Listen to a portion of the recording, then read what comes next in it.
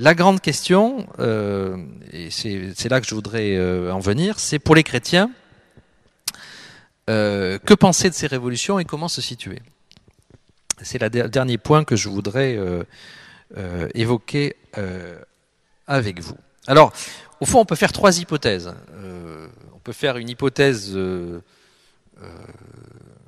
alors, évidemment, la tentation de beaucoup va être de dire non, mais surtout, non, nous ne voulons pas de ça, nous allons empêcher ça. Bon, moi, je suis convaincu que on ne va pas empêcher ça, ou on va avoir beaucoup de mal à empêcher ça, parce que ces révolutions ont un caractère entraînant, inéluctable, et il y a un effet de cliquet qui fait qu'il est extrêmement difficile de revenir en arrière.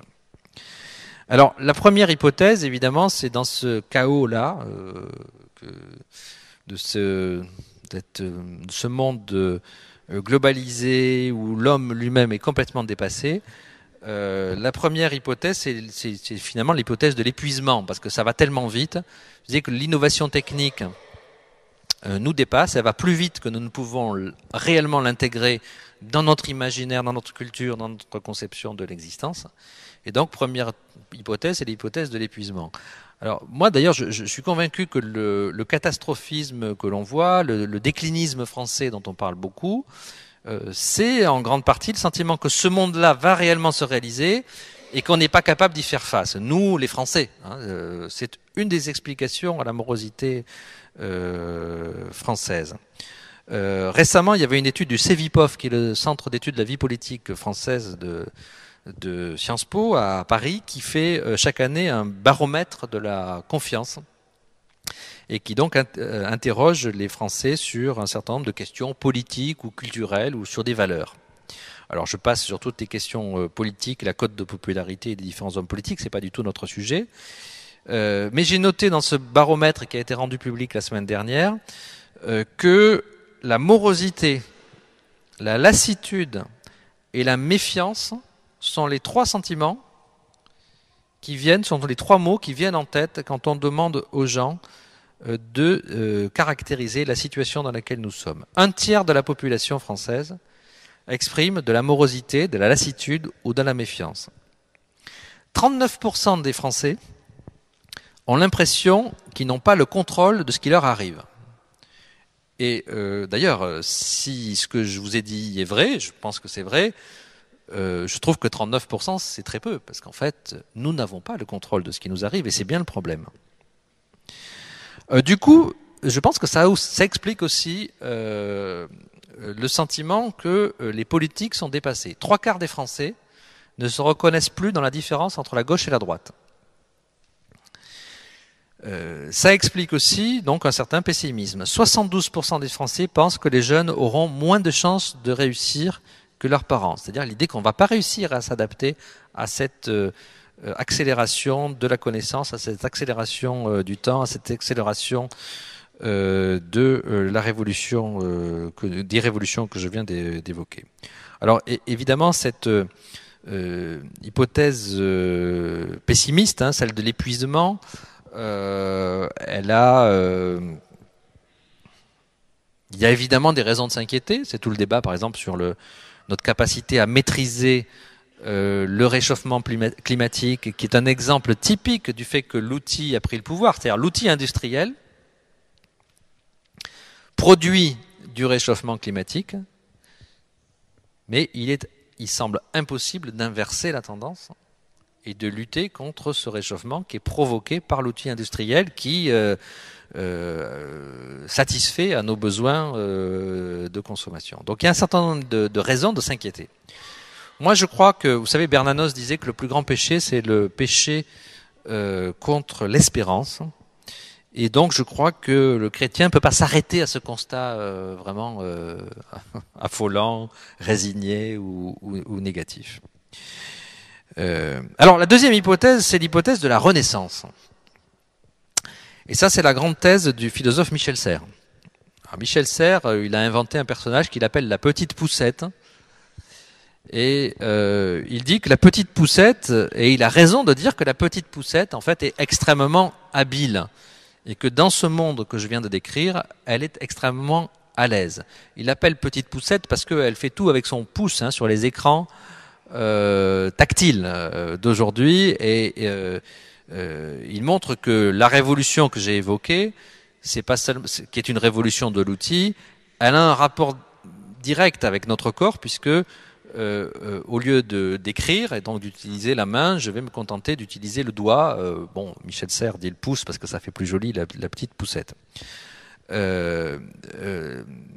Quand Michel Serres résume cette révolution à travers la révolution de l'écriture et du rapport aux écrans, il a parfaitement raison. Aux États-Unis, il y a un certain nombre d'écoles qui sont en train de renoncer à apprendre à écrire de manière cursive aux enfants, en considérant que ce n'est plus utile. Donc, cette petite poussette de Michel Serres, elle vit dans un monde merveilleux, dans lequel elle accomplit des prouesses technologiques et elle est complètement à l'aise, et elle n'a aucune nostalgie du monde qui a disparu. Bon, ça c'est l'hypothèse très optimiste, donc dont on peut penser que elle est une sorte d'antidote finalement au poison de la morosité, mais elle évacue toutes les questions éthiques que j'ai abordées et que vous connaissez, et donc elle me semble un petit peu à la fois séduisante et un petit peu simpliste. En réalité, à côté de cette hypothèse de la Renaissance, je voudrais plutôt en formuler une autre qui est proche, mais qui me semble plus finalement plus mesurée, plus modeste et plus accessible. C'est autour de tous ceux qui recherchent non pas des modes de conflit face à ces grandes révolutions qui sont là, mais qui font un pas de côté pour imaginer peut-être une autre société, comme Ivan Illich le proposait quand il parlait de convivialité. On s'est beaucoup intéressé à la vie ces derniers temps, à des modes de vie alternatifs qui s'imposent petit à petit dans les usages et qui montrent une volonté de se distancer par rapport à cette tyrannie finalement de l'outil. Bon, je prendrai l'exemple du covoiturage. C'est-à-dire une génération de jeunes qui est en train de se libérer de la tyrannie de la voiture et de la tyrannie de la nécessité de posséder une voiture. Il y a donc beaucoup d'exemples de ces pratiques nouvelles qui sont des pas de côté assez modestes face à cette tyrannie de la consommation. Alors la troisième hypothèse que je formulerai moi, c'est encore autre chose. Je crois que l'épuisement n'est pas une fatalité. Je crois que la renaissance, il est encore un petit peu trop tôt pour dire si nous vivons vraiment une renaissance au sens positif du terme. Je crois que j'en reviens à ce que je disais au début, et donc finalement à l'imposture qui consiste à parler de ces révolutions. Nous vivons d'abord un temps d'incertitude et d'ambiguïté. Je prendrai un exemple qui me semble parlant et qui est dans l'actualité. Cet exemple, c'est le cœur artificiel. Vous avez peut-être vu qu'on a réussi à implanter sur un patient un cœur entièrement artificiel. Alors, c'est une innovation qui est merveilleuse. Effectivement, quand on connaît des gens qui sont morts de maladies cardiaques ou qui sont d'insuffisance cardiaque grave, on se dit, voilà, quelle chance il y a dans cette invention d'un cœur artificiel.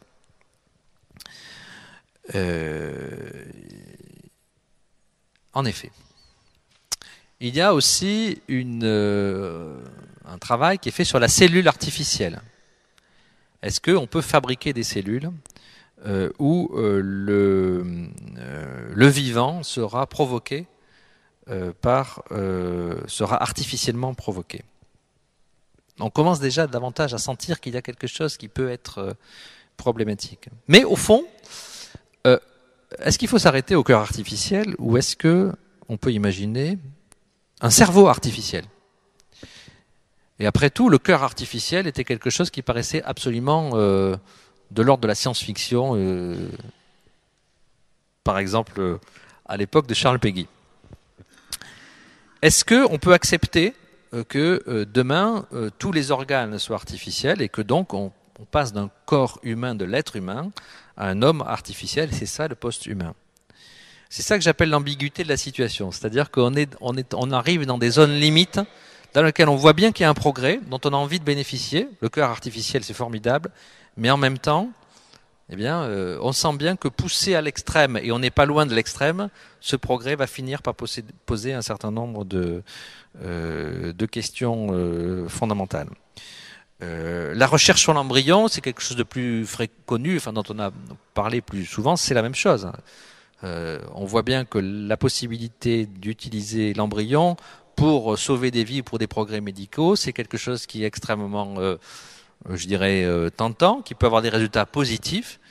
Et en même temps, on se dit, est-ce qu'on peut manipuler l'être humain, la personne humaine, l'être humain en devenir, peu importe la définition qu'on fait. Et on voit bien qu'on est constamment aujourd'hui en train de s'interroger sur des limites en fait, et le caractère ambigu et incertain des choix que l'on fait. Voilà. Alors dans vous savez, dans la culture japonaise, il y a cette conception que nous sommes dans un monde flottant. Je dirais que c'est un petit peu un monde flottant, c'est-à-dire un monde dans lequel il y a justement beaucoup de la vie, la mort sont pleines d'incertitudes. Je dirais aujourd'hui c'est la culture qui est devenue flottante.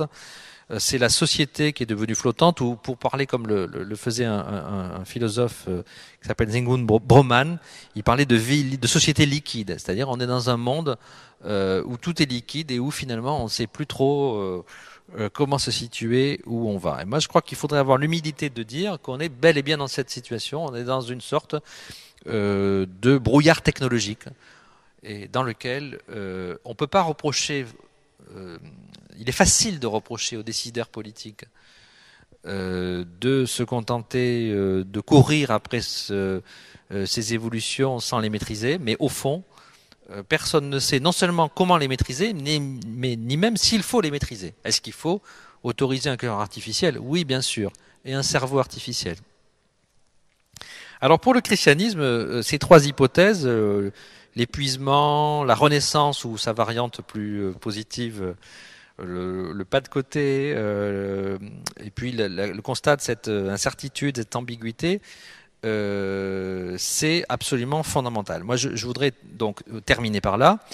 Le risque, il y a deux risques au fond. C'est le risque de se polariser sur des débats qui sont déjà dépassés, et de ne pas réfléchir de manière éthique sur ces débats qui sont en train d'arriver. Et le deuxième risque, qui est lié au premier, c'est l'insignifiance, c'est-à-dire tenir un discours qui n'a pas de prise sur ces révolutions de la culture contemporaine. Alors, face à cette mutation, on voit bien que l'Église catholique, elle est traversée par cette tension. Benoît XVI avait posé un diagnostic qui était un diagnostic pessimiste par rapport à cette évolution. Et ce pessimisme, on a vu que ce pessimisme, même si le diagnostic à bien des égards, me semble-t-il, était juste, on a vu que ce pessimisme, en fait, faisait qu'il ne pouvait pas être entendu. Au contraire, le pape François a fait un choix qui ne me semble pas différent sur le fond, sur un certain nombre de réflexions de fond, mais qui est un choix d'abord optimiste. Et tout de suite, on voit ce qu'il en est. Il a une crédibilité, on peut entendre ce qu'il dit, mais je crois que ce qui change fondamentalement les choses, c'est que il a une vision optimiste d'une société qui est une société qui, en effet, est en train de se transformer, où la nécessité n'est pas d'abord de juger, mais déjà de comprendre et peut-être d'accompagner. Et moi, je crois que le grand enjeu pour les chrétiens, c'est soit de se replier dans la peur de cette société qui vient, soit de faire le choix de l'évangéliser. Et c'est pas la même chose. Et il me semble que c'est ce que dit d'ailleurs le texte de l'Épître aux Corinthiens, c'est-à-dire d'être capable de ramener Dieu, la question de Dieu, dans une société, dans une culture qui est en train de se transformer très très rapidement. C'est donc la nécessité de cheminer avec cette culture, voilà, et pas être seulement dans le jugement négatif. Alors moi je dis ça, mais il m'arrive, je fais aussi un certain nombre d'éditoriaux où j'émets un jugement négatif sur des questions d'éthique, et je pense qu'il faut le faire. Ce que je veux dire, c'est qu'il faut pas tout accepter, je veux pas non plus tomber dans vous l'avez compris, vous l'avez deviné, dans une forme de naïveté. Voilà. Moi, donc, je pense que ce qui est attendu des chrétiens dans ce changement, dans ce passage entre un monde ancien et un monde nouveau, c'est l'exemple que montre le pape François, c'est une forme de bienveillance critique.